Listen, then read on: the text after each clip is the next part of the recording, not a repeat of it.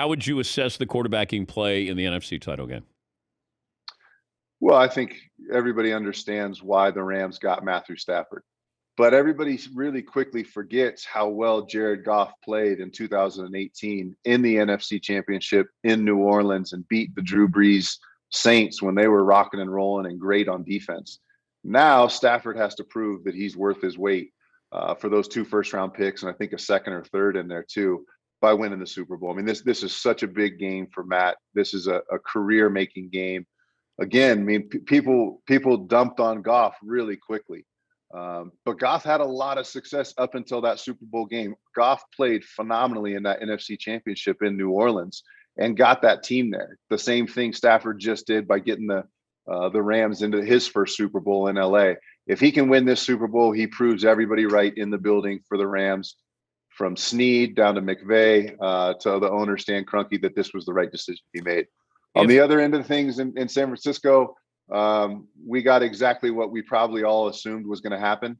You know, the game was put on the line. When you have that ball in your hands and you have a chance to win at the end of the game and you're Jimmy Garoppolo in that situation, you no longer have the advantage you had most of the game, which was Kyle Shanahan calling the plays, the scripted plays, the plays that Kyle can call in from a headset.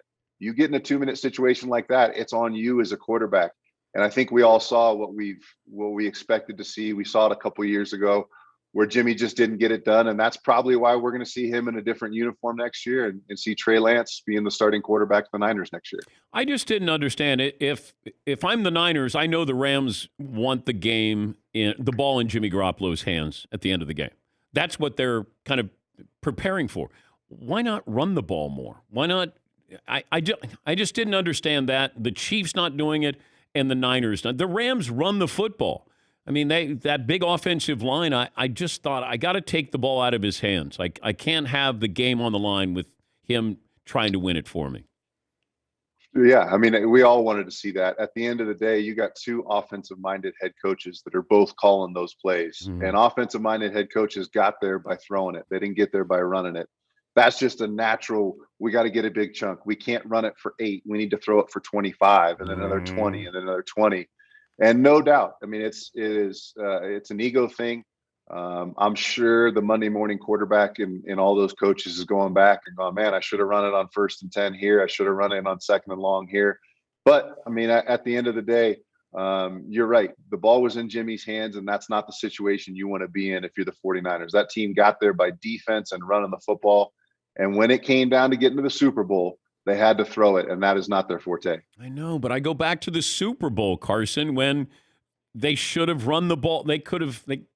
I just don't understand that mindset.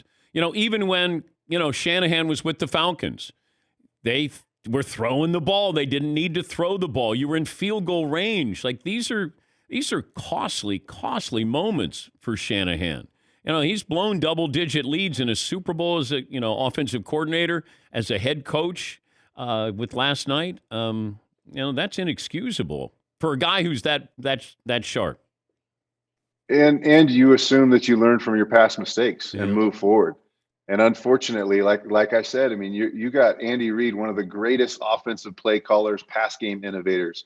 Kyle Shanahan, one of the greatest young offensive coordinators, and he's great in the run game and he's great in the pass game.